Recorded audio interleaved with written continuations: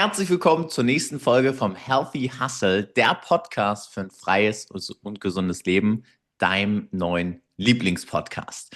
Und für alle, die heute auf YouTube dabei sind, die sehen, ich bin nicht alleine und ich habe heute einen Gast dabei, der kein Wort Deutsch versteht. Also wir werden gleich den Podcast auf Englisch machen. Das heißt, ich werde jetzt wechseln und für alle, die Englisch verstehen, das freut mich für euch, dann könnt ihr alles mitnehmen. Für alle, die nichts verstehen, dann fühlt ihr euch so wie Kevin jetzt gerade. All right, I just said we are just doing it in English today. So for everybody who's not understanding English, they will feel like you when I talk German. So let's go. Welcome to the next episode of the Healthy Hustle podcast, the podcast for a free and healthy life, your new favorite podcast. And I'm so glad and so happy to have you here, Kevin. I mean, you're a dad of two beautiful kids. You're ex-military.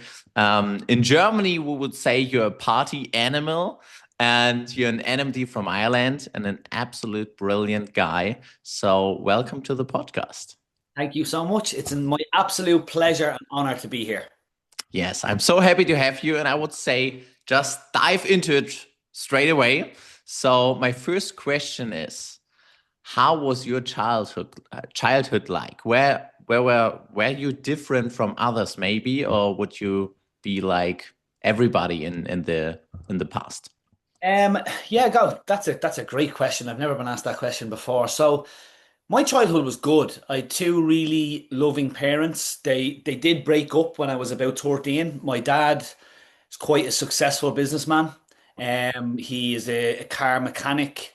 He owns some properties. He was quite successful, workaholic, absolute workaholic. Um, my mom, when my mom and dad split, my mom started working herself and supporting us. I have three brothers, and yeah, life was really good. We came from a loving family, although the family was broken with mom and dad splitting up. It didn't really make a difference in our lives. Um, we were raised really, really well. There was no like it was 50-50 custody with us, so we spent half the time with my mom, half the time with my dad. And yeah, my childhood was quite good. My memories, if I'm looking back at my memories from childhood, big memories from me were holidays. So even when my parents split up, my dad would always bring us on a holiday, and then my mom would bring us on a holiday. So we used to get two holidays. It was great. And then my mom met a partner, and my dad met somebody else as well. And of course, they want to get into your good books because you're the kids. So we got birthday presents from dad and dad's partner. And then we got birthday presents from mom and mom's partner. So it was really, really good. My upbringing was good. I had a lot of support when I was in school and stuff, but I didn't really do good at school. I wasn't really good in school at all. School wasn't my thing. I never wanted to go to college or anything like that. And I suppose the reason I got involved with this now, and I know we'll get into that with some of your questions, was because I watched my dad for years working really, really hard. And as a mechanic, obviously you're outdoors, you're in the weather, the cold. I used to work with my dad on Saturdays for pocket money. Yeah. And that kind of life was never for me. I didn't want to go down. I didn't know what I wanted to be, but I definitely knew I didn't want to be a mechanic. So yeah, I have no complaints with my childhood. It was really, really good. Came from a happy home. Myself and all my brothers get on really, really well. I have a stepsister now also because my dad met somebody else who had a child, and we don't even say stepsister in the family. We say sister. That's it. Yeah. You don't say the step word. But yeah, my childhood was really good. Really, really healthy upbringing. Yeah. Nice. Good to hear that. So how many siblings do you have? I have four now because we have Lauren as well. So my dad has remarried, so Lauren is officially my sister now. Yeah. So I have Lauren. I have the youngest of my brothers is Barry. He's like a IT cyber security guy. He's like the geek. Yeah.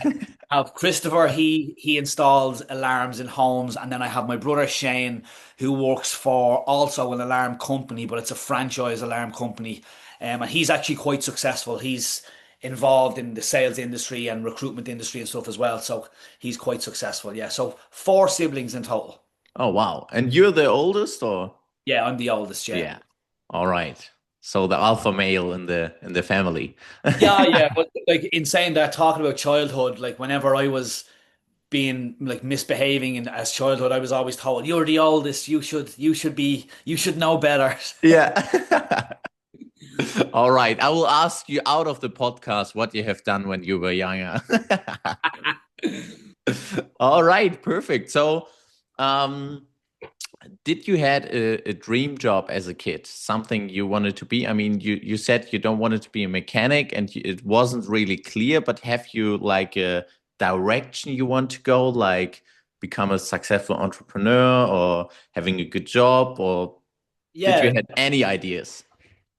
there's a bit of a story behind that one. So I originally wanted to be an architect when I was in school. When I was going into, we call it secondary school or high school, I wanted to Yeah. be so I took the classes for technical drawing and all of that, but I wasn't very good at it. I wasn't really good at it at all. So I kind of got rid of that idea myself. And then when I was getting to like maybe 15, 16, 17, a couple of my friends were 2 years older than me. They didn't go to my school, they went to a different school. And they were just leaving school and they were all becoming electricians. And I was listening to their stories about how work was, how much money they were making, working on the building sites, etc., etc. So I wanted to be an electrician then. So I sat down in front of a guidance counselor in high school and told him what I wanted to be. And he looked me straight in the face and he told me that my grades were not good enough to be an electrician and that I would never be an electrician. It would take a miracle. Now, I was only a young Wow. boy. This was a person of authority. This was a teacher, Yeah. uh, like telling me that I can't do something. And at the time, because I was so young, I believed him and I was like, okay, maybe that's not a good idea. So I kind of gave up at school from that point forward. Never picked Wow. what I wanted to be, never had a dream, never had a vision, because the two visions I had, my performance in school or my intellectual capability in school dictated that I wasn't going to be able to be either of those two visions that I had. So I kind of gave up a small bit, Yesko. Yeah. And I finished, I'd done my exams. Again, didn't do really well at my exams. Left school and I went working in a factory that distributed sweets and Haribo jellies and Cadbury's chocolate and stuff like that. So I worked in this factory, driving a forklift or a little ride-on forklift, picking products and putting them on pallets and wrapping them, and then they were getting shipped off to shops all over the country. And it's crazy how the universe works because a friend of mine at the time, he was a DJ and I used to DJ as well. And he was a little bit entrepreneurial and he started up a car magazine, an Irish flash car magazine, like the Yeah. cars with the spoilers and the chrome wheels and the stickers. And he started up this magazine. And there was a convention happening in a place in Dublin called the RDS. And we were going out to the RDS so he could see where his stand was going to be. And when we went out, his stand was going to be in one corner. And on that day that we were going to see where the stand was going to be, his show was the following week. There was a show on there that day, and it was called an Opportunities Expedition. And the Irish Army had a stand, and they had some of their weapons and some of their vehicles, and they were signing people up right there and then. Wow. So my friend gave me a little elbow and a bet, and he said, "I bet you wouldn't join the army." Now at the time I was working in this factory. I wasn't enjoying it. I was the new guy. A lot of the staff that were there had been there for years and years and years, and they weren't very welcoming. So I wasn't enjoying my time there. So I went over and cause Ray gave me the nudge and gave me this little bet, I went over and I signed. 2 months later, I got a letter to say I was going to go for an interview. 2 months after that, I was told I passed the interview. I was going for a fitness test and a medical, and the rest is history. So that's how I ended up joining the army. So Wow. I just ended up being in a certain place on a certain day, and I seen something, and that I never ever thought about joining the army. And when I joined, you hear stories from all these guys, and they're like, "Oh, this has been my dream. I always wanted to be a soldier. I Yeah. used to see the trucks going by with the guys sitting on the back, and I always wanted to be a soldier." And that wasn't me. That was not me. But I joined, and 21 years service later, here we are. Wow. Crazy. That's crazy. Crazy story. Didn't know that. Yeah. So, did you had a hero or a role model when you have been younger as a child or a teenager? Um, Not really. I didn't really. I'm a big football fan. I used to look at certain footballers and really look up to them. I didn't know anything about business. I didn't know anything about entrepreneurship. So I didn't look at any people in those industries to look up at.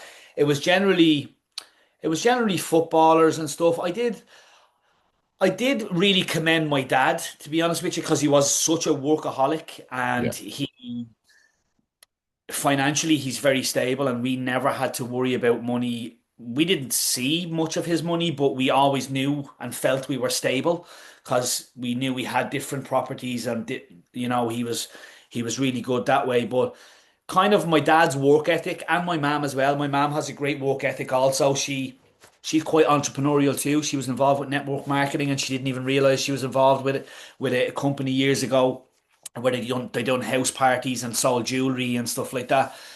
So kind of my parents, I would say, would be two people that I would have looked up to because both of them had great work ethics. When my mother and father split up, my mother left that financial stability from that my dad had, but she didn't use that as an excuse, and she went and she found her own financial stability. And Yeah. raising four boys on your own when you don't own your own business like my dad did was quite a challenge for her. So my two parents I would really look up to for that. Yeah. Wow. Sounds really good. Your parents must be great people. They're really good people, and they raised us really, really well. Like the four of us are quite successful in completely different fields, all of Yeah. us. And that's what you want as a parent, I suppose. I'm a dad now, and I've two kids, and all I want for them is when I say to be successful, I mean that they feel they're successful. Yeah. Yeah. They're happy with where they are. Success doesn't mean income. Yeah. Success doesn't mean flash cars and mansion houses. If they are happy with their lives, and that then that's a success. And that's what every parent wants. And yeah, my parents done a really, really good job. Yeah. Absolutely. Sounds like it. So I want to learn a little bit more about you in the army. I mean, to be honest, when I was younger in school, I always thought it must be cool to be like in a peer group of the army and get all the appreciation from the outside and everybody's looking up to you. So I was thinking about how was or what was your best learnings from the army? Well, obviously, at the very top of the list would be discipline. Yeah. Um, and what's funny, Yesko, is that like when I didn't do good in school, I wasn't great in school. When I was in school, all I was thinking about was when is my next football match and who is the next girl I'm going to chase. That's all I was about when I was in school. So, like in school, I used to look out the window, and I wasn't a very good kid in school, and I did get in trouble every now and again. But funnily enough, when I joined the army, I relished in the discipline. I had a really good instructor. His name was Ned Kelly. He was a sergeant. He was very, very strict. And he used to come down and he used to inspect us every morning at 6:15, standing outside in Ireland in the freezing cold. You'd be standing to attention like this for an hour, waiting on him to get to you. And when he got to you, he would inspect you, and he was so strict. If you had a button that was open or a pocket that wasn't ironed properly, he would he'd have a scissors and he would cut the button off your jacket, and then he would ask you to come back in an hour to get inspected again, and you would have to sew the button back on. Whoa. So he was very, very strict, but I kind of used to look up to him, and I said to myself, I'd love to be as disciplined as him because he was a phenomenal soldier, Yeah. amazing leader, and a great soldier. So if I was to talk about things that I've learned from the army that I've brought into my life, just there's lots of things. Discipline would be top. consistency with discipline then as well, with whatever it is that I'm doing, whether that's playing years ago when I used to play football, like I never missed a training session.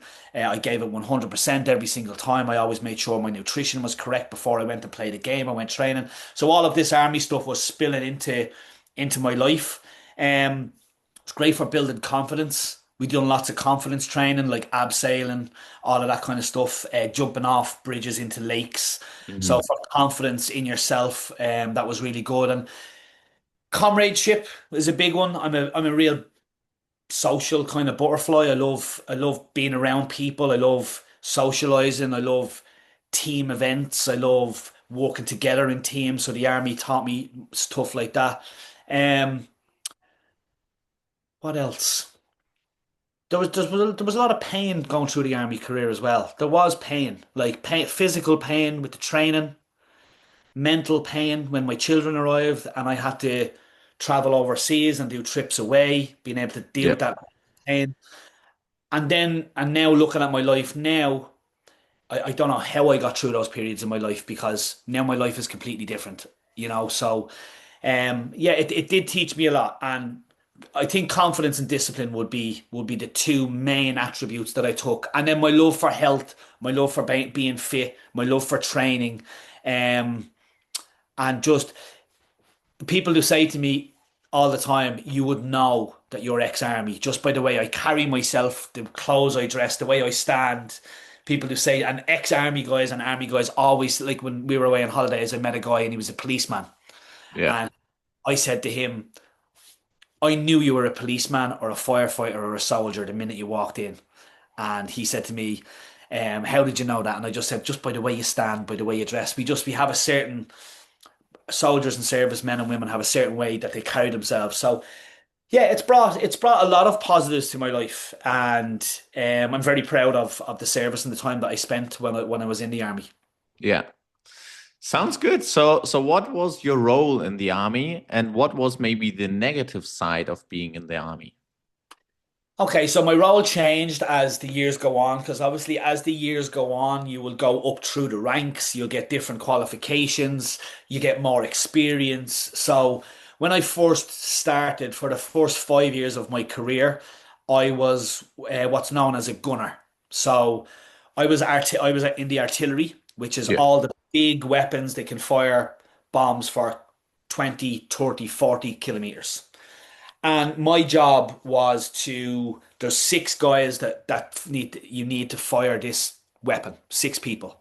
One Yeah. guy is a sergeant, one guy is a corporal, and then you have four gunners. So I was one of them gunners.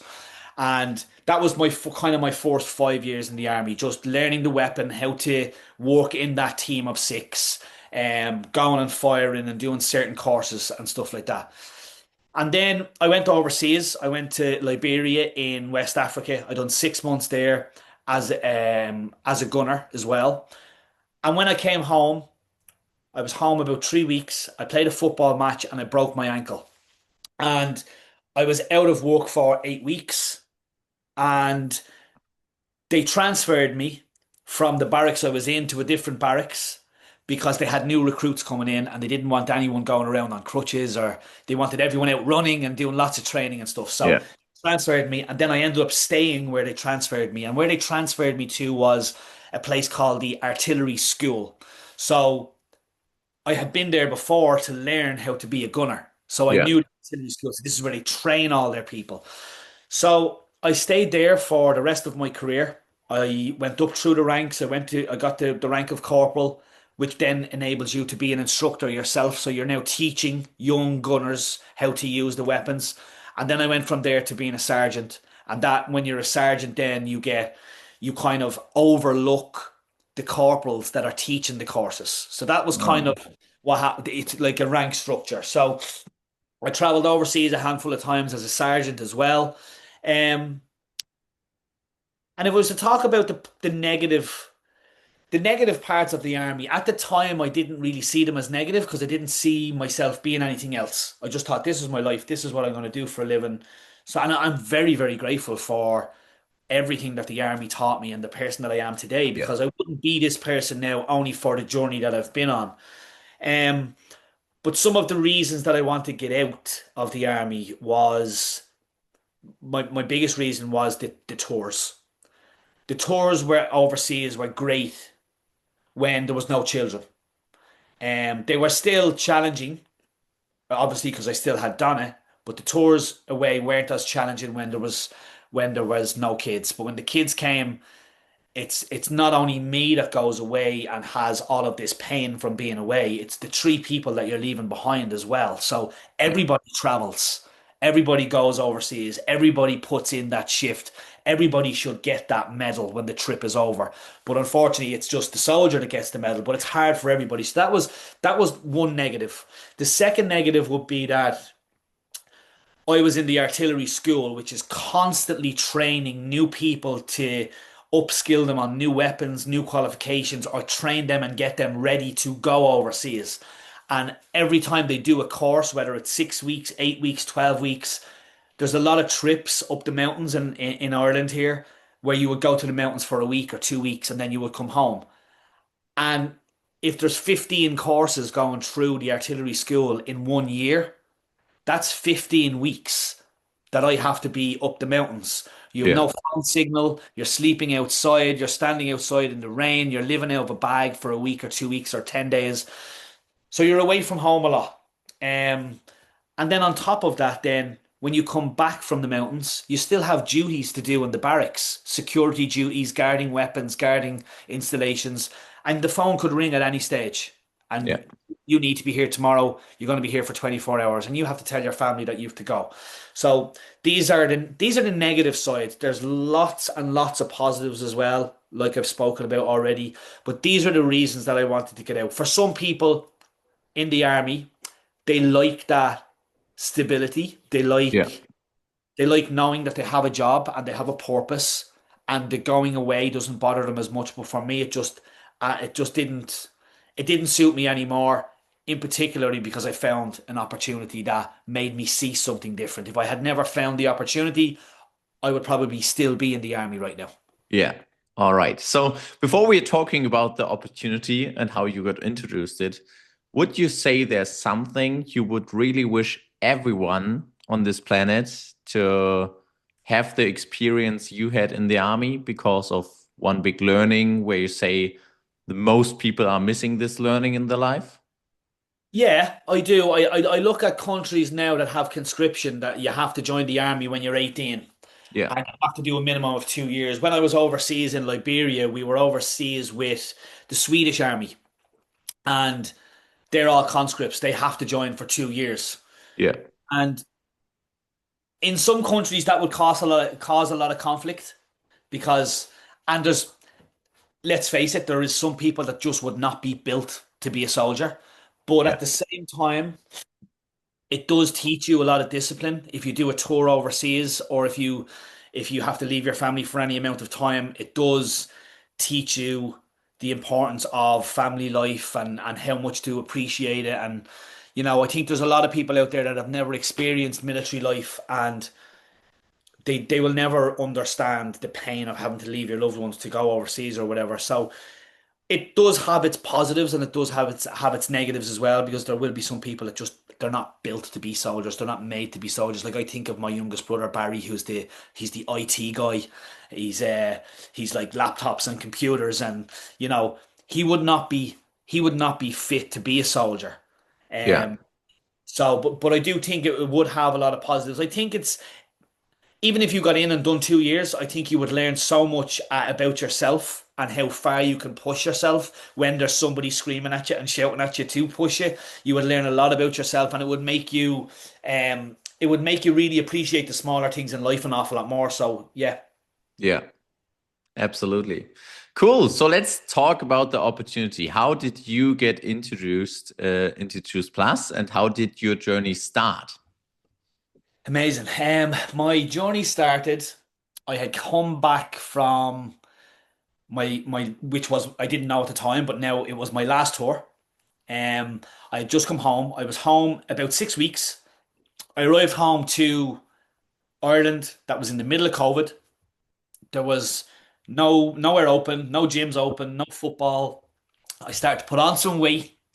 I was still working because obviously just because it was COVID, soldiers didn't get time off like everybody else did. Yeah. But I had put on some weight and I was actually in work. I was on a 24-hour duty in work. And there was four of us on, and the way it works is we had to watch, like, we're in a room with all cameras and screens, and you do 2 hours each. So when you do 2 hours on, you're off for 6 hours. So you can go for a sleep or you can watch some TV or whatever. And I was on my phone and I was scrolling on my phone.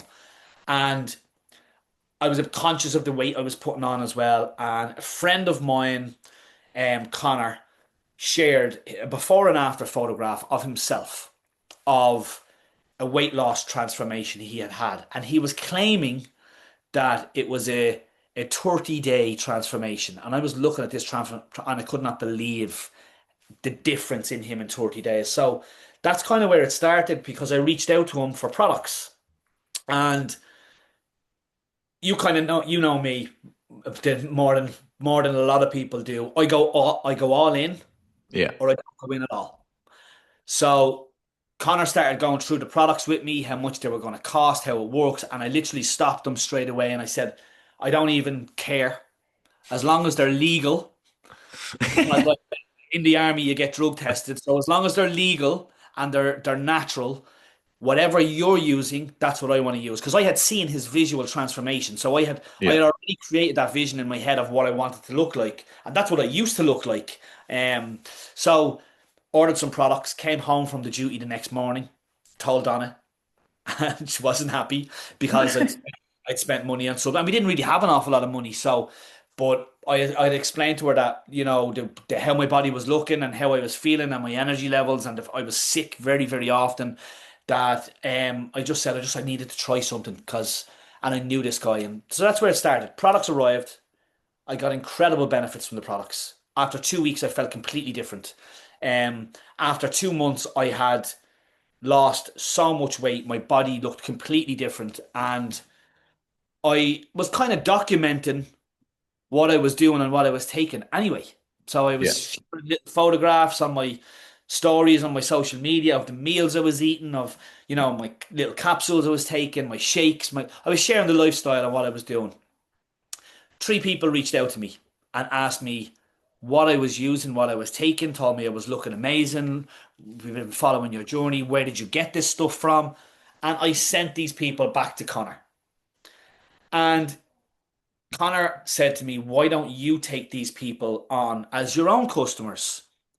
And I said, I don't know. I don't know if we'd be able to help them because I don't know enough about it. And I gave all of these excuses that I didn't know enough, etc., etc. He said, you don't need to know anything. You just need to show them exactly what you done to get the results that you done.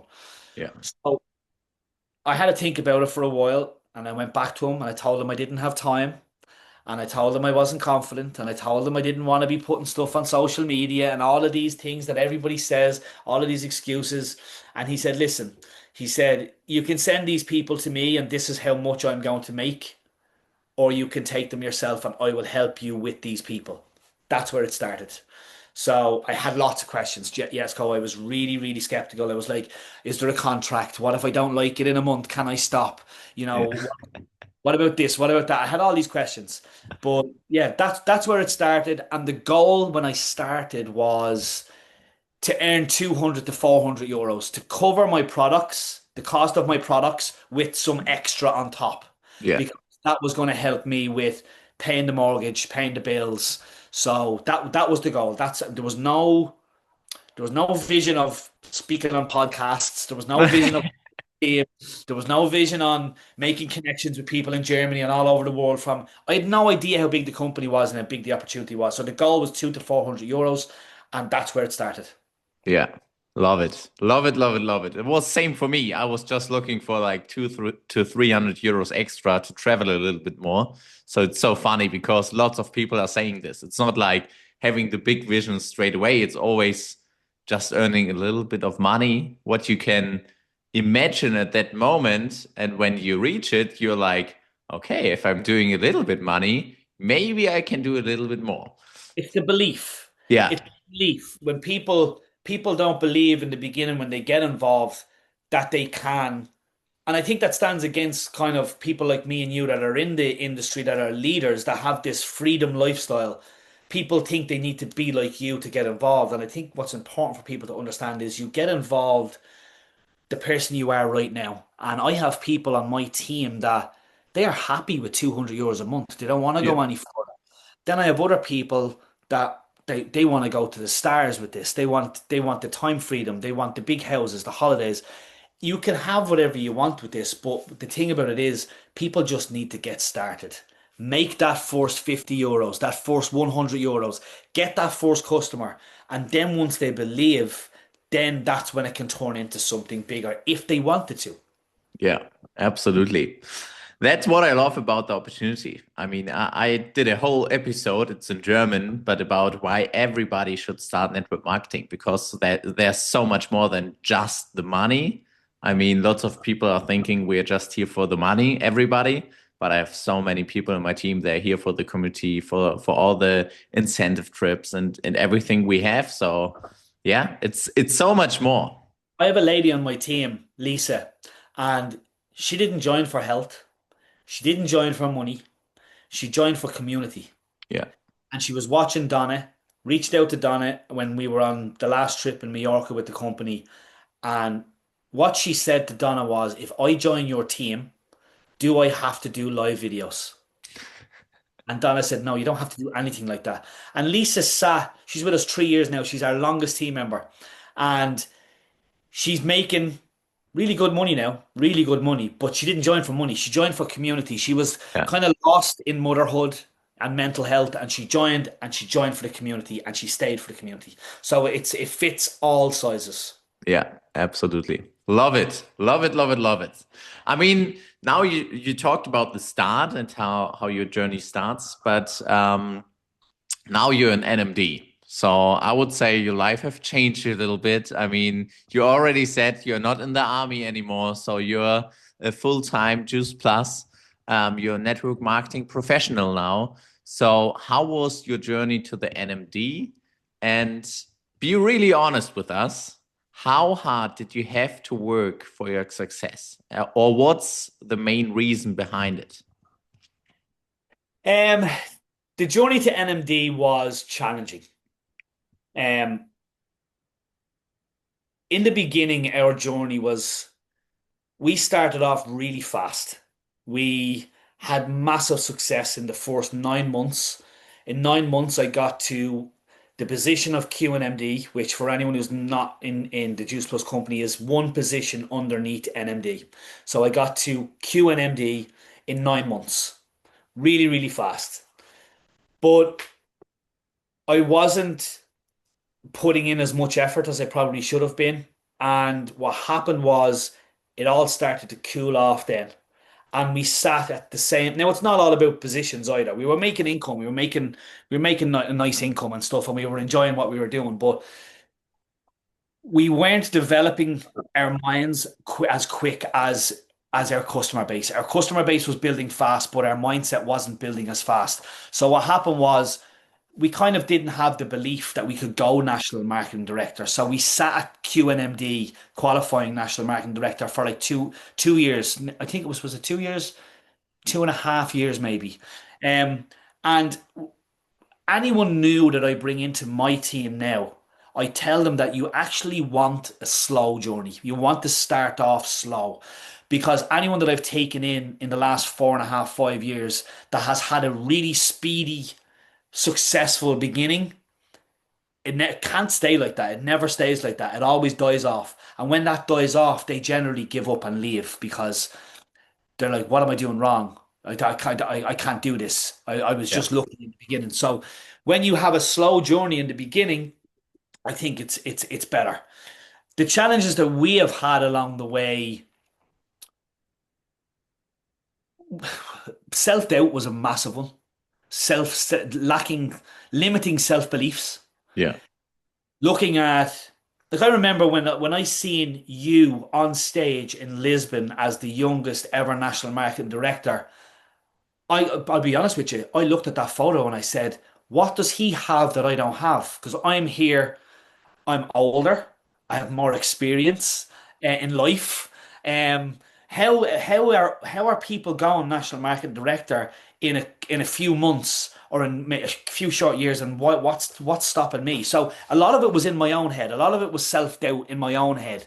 And when I started to self-develop and I started to look inwardly and not look out and start blaming everything else and saying this is why that's happening and this is why that's happening, and I looked inwardly, that's when I began to grow, and that's when I began to spot things that I maybe was not very good at and I needed to improve. So the best thing about network marketing is it's not the income and it's not the travel. The health would be up there with our company, so the health is right up there with our company. If that would be number one for me. But what's the most important thing I feel is the person that you turn into from getting involved. And you turn into a certain person because of the people you're surrounding yourself with. So, unbeknownst to you, we didn't even know each other. I looked at your photograph on stage in Lisbon. I looked at the photograph of you in the Ferrari with Jeff Roberti, and that drove me. That drove me because I was looking at you going, well, if he can do that, I can do that. And then I'm mixing with the likes of Mary and Seamus and Dennis and Claudia and learning off these people and seeing how they run their businesses and how inspiring they are and the lifestyles they have and how normal they are, it turns you into a different person, and it makes you start to believe that when you sit down with Dennis and Claudia, you realize that they're just normal people. Yeah.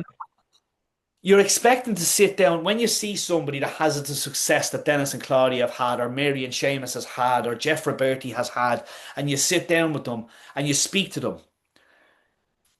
You you're expecting them to be speaking like millionaires, like really, like that they won't speak your language, that you Yeah. won't. You're expecting to be that to feel uncomfortable when you're speaking to them, but you don't feel uncomfortable when you're speaking to them. And the reason you don't feel uncomfortable when you're speaking to them is because they are exactly like you, and they can relate to you because whatever position you're at or whatever point you're at in your journey, they were there before at one stage. So that's what I love about network marketing. It's the person you turn into.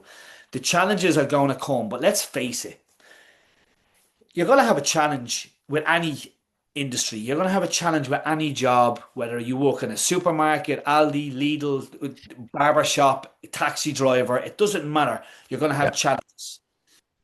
But when you're a taxi driver or when you're a barber or when you work in Lidl or Aldi, the challenges that you don't really have someone to go and speak to about how to get through that challenge. Yeah. Because nobody really cares. They're going in, they're doing their 9 to 5 and they're going home. They're taking their paycheck, they're collecting and they're going home. Whereas with our business, if I have an issue and it's a challenge that I have with a team member that we're trying to help get promoted in Germany, I can go to you for advice. Vice versa with somebody in Ireland, if you have somebody in Ireland on your team or if you're having a challenge. So that's why network marketing works. We're all on the same mission. We all go through the same challenges, but we all support and help and guide each other through that. And I've learned so much over the last 4 years from other people, not from books, not from podcasts, from other people. And that's what I love about it. So if someone is listening to this and they're only starting off in network marketing, they're only starting off their journey, you need to understand that there will be challenges, but you're not on your own going through them challenges. There's always somebody that has gone through them already. So lean into the community. Don't lean out. Lean in and ask the questions and get the help, because I would not have got to national marketing director without having challenges, but without facing those challenges and facing those challenges with the attitude of, right, what tools do I have to help me get through this challenge? I have my mentors. I'm going to go to them. I'm going to ask them.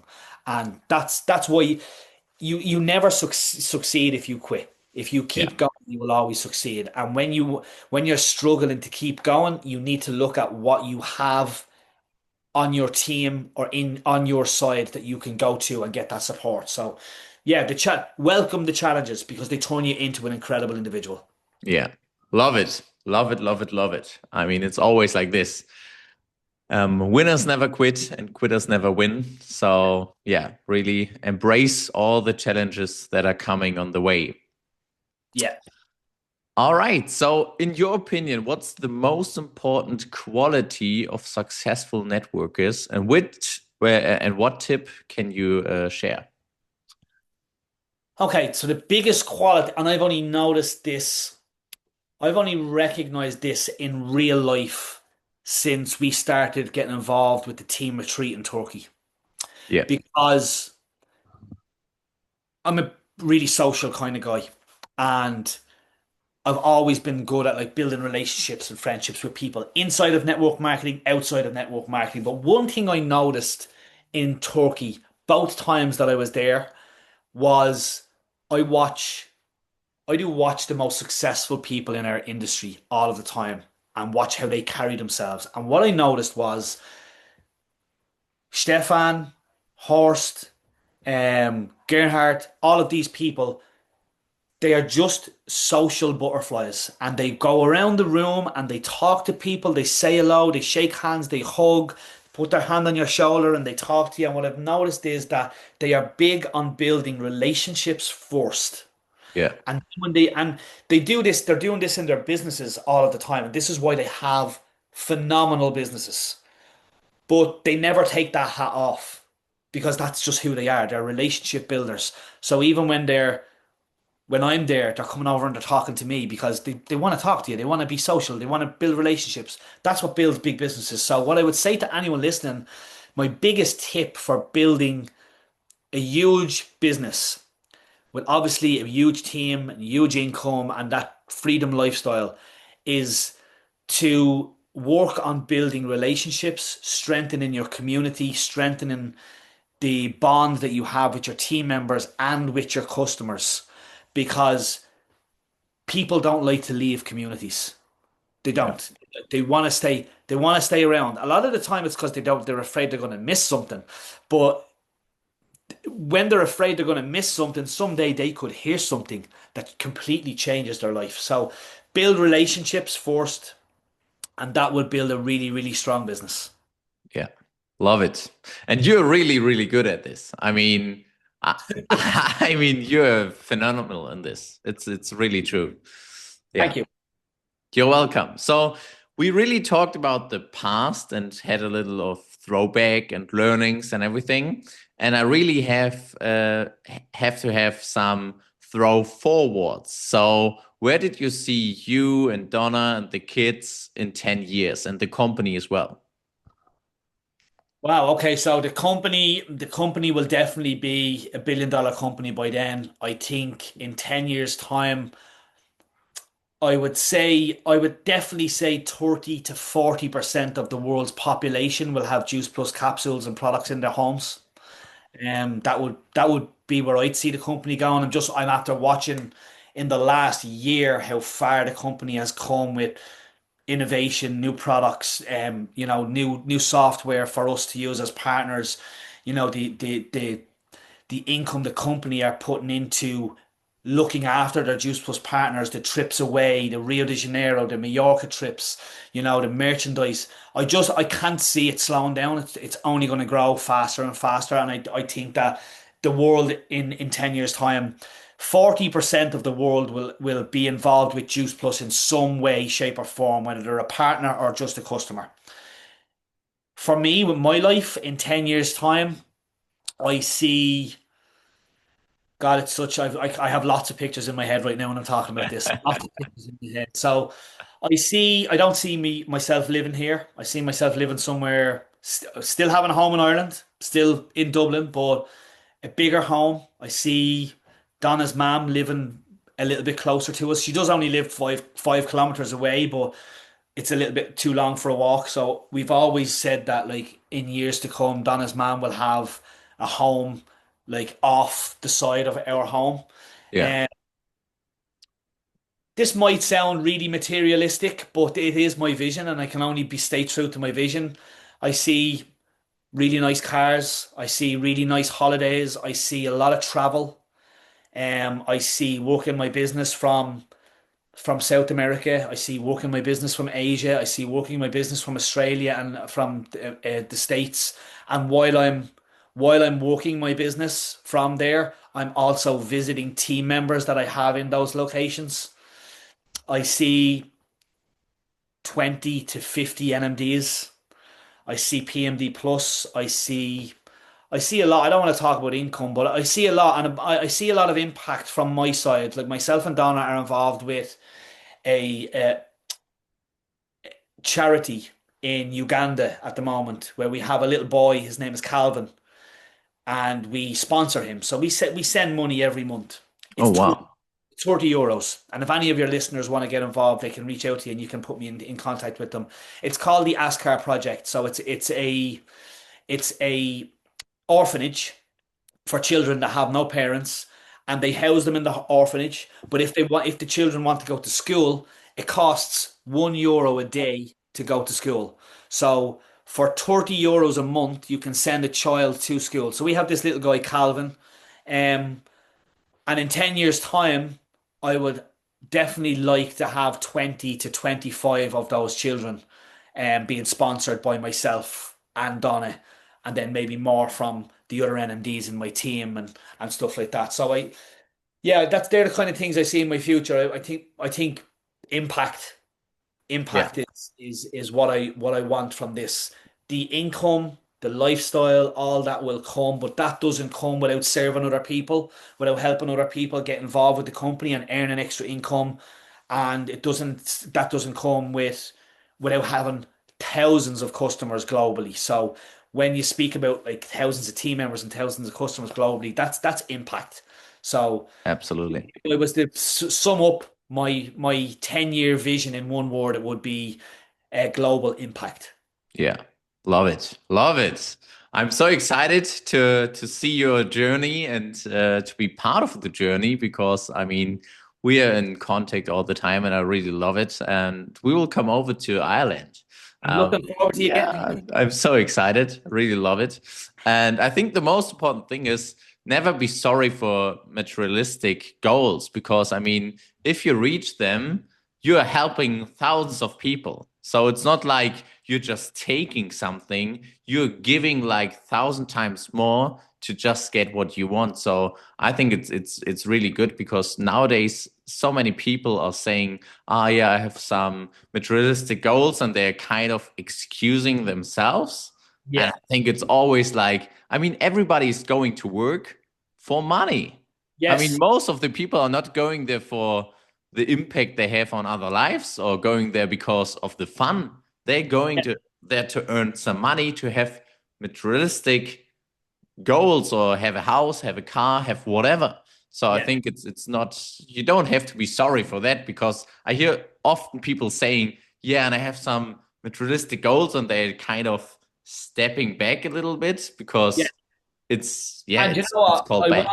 I'm all right with that now, but this again, because of the growth that I've gone through, I never would have said something like that on a call or to a team member or even to Donna years ago. Yeah. But now I understand, and I want your listeners to understand that when you have that lifestyle, you have to help a whole lot of people to get Yes. that lifestyle. So the next time you look at one of the big names in network marketing or in our company, and you see them in the Range Rover or in the holiday home, you got to understand that they have pumped hours and weeks, months, and years into people that have probably came in and left their organization, and they've helped so many people to get there. And also, when I am living that lifestyle and my kids get to experience that lifestyle, they will want to continue that kind of lifestyle. And they Yes. will understand that you need to help a whole lot of people to get that lifestyle. So now the impact gets even bigger. Yeah, absolutely. So thank you so much for the clarification about that, because I think it's always so important to just make it clear, because lots of people are just misunderstanding this. Yeah. And before I'm always doing like a short questions, short answers in the end of the podcast. But before we do that, I have one last questions for you. And that's it. What was the most special experience you had through Juice Plus? Um, I know you probably think I'm going to say Rio. No, It was I know amazing. what you will say. You will say meeting you, Jesko. It was actually meeting Anna. Yeah. No, there's been so many and so many for different reasons. Um, God, like I'll give you three of my tops. Okay, Rio de Janeiro was an experience that the picture I had in my head of it was nowhere near as good as it actually was. Yeah. And every couple of minutes when I was over there, I kept saying to Donna, like, our company flew us here, paid for us to come here. I just couldn't get my head around it. I was waiting to come home and them to go, haha, here's your bill for Rio. Um, so that was one. Funnily enough, one of the most specialist moments I've ever seen or witnessed with the company was my friend Paddy Jackson standing on stage in Madrid after hitting NMD. Yeah. Because Paddy does so much for me and does so much for my team, and we are really, really close friends. And he is the second part of him and Sabrina's business. Sabrina always hits these milestones first, and he always puts himself second, always. So that was very emotional seeing him going NMD when we were over there in Madrid. I suppose my proudest, most specialist moment was winning a DSA award. Yeah. So I had no idea what the DSA even was. This like we were with the company about a year and a half at this stage, and I was put forward and nominated for part-time seller of the year. And it was all people that have full-time jobs that balance their full-time job and their network marketing business at the same time. And I took home the trophy for that. So that was a really, really proud moment because Wow. I never win anything. I never win raffles. I never win prizes. I never win anything. So to get that's probably my most special moment. And the reason it was so special was because it wasn't just about me. It was about my wife Donna. It was about my team, the impact we are creating even back then when we were only getting started. That it was seen by other people, and to get the nomination was even incredible. But to actually win it was great. So they would be my top three moments. Yeah, it's so inspiring. I could listen to you for hours, really. It's so inspiring. So thank you so much for being here. And now I will just start the short questions, short answers. So I will just read them out. I'm not commenting anything. I will just listen to you and then going straight to the next question. So here's the first one. What quote changed your life? What you're not changing, you're choosing. The world is full of. Negativity. What's the best belief or mindset you hold? If you can see it in your head, you can experience it or hold it in your hand. What was your most difficult time and maybe your biggest learning? My most difficult time and my biggest learning. Understanding that family members don't have to support your business. If you could change one thing in the world, what would it be? Um, oh, Gaza. Yeah. All right. Thank you so much, Kevin. It was really deep. It was really inspiring. And I'm really happy to have you at my first English speaking podcast partner here. Let's So, see how many. Let's watch the analytics now and see how many streams and listens that we get, and we'll compare it to the German ones. And I might have to learn German for the next one then. yeah, love that. Love that. I think it will skyrocket, but I would love to do a podcast with you in German. Oh God, no, that will definitely not happen. I'll do you in Gaelic, in Irish, Irish language. I think that won't happen as well. All right. So if anyone is saying like Kevin is a great guy and I really want to see a little bit more about you and your wife and your kids and your life and your whole journey, what will go on the next years and the vision you told us, how can people get in touch with you? You can follow us on either TikTok or Instagram. So if you want to follow us on TikTok, it's myself and my wife. We have a joint page, and it's called Life of the Kavanaghs, Kavanaghs. Life of the Kavanaghs. If you want to follow us on Instagram, it is Kev underscore a dot better dot you.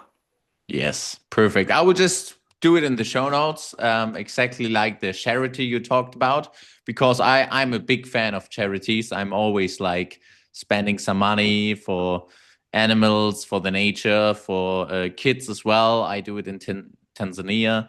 Yeah, so I really love that, and I will just put it in there. Amazing. And yeah, so thank you for your time. Thank you for all your sharings, all your learnings. I really love it, and all the pictures you put in my head. Um, and now I would just thank you for everybody of you for tuning in. Don't forget to leave a rating on this podcast, subscribe the podcast, and if you're feeling extra kind, post a story or post and tag us so we can repost it. And I would say see you next Monday at 6 a.m. where the next episode will come online. So Thanks. thank you so much, See you later. Kevin. Bye-bye. See you later.